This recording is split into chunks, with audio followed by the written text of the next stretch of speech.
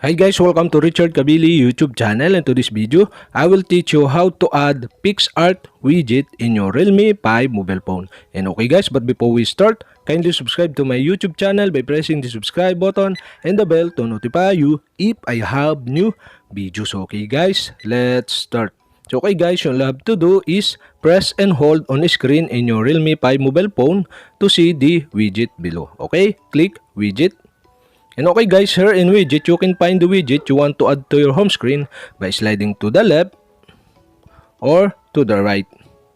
And okay guys, after you find the widget you want to add to your home screen, okay, in this tutorial, I'll show you how to add the Picsart widget. And okay guys, you'll have to do is click the Picsart widget to add to your home screen. And okay guys, that's it. We have successfully add the Picsart widget in your Realme 5 mobile phone. And okay guys, if you have a question, kindly comment below. And don't forget to hit the subscribe button and the bell to notify you if I have new videos. Okay guys, thank you for watching.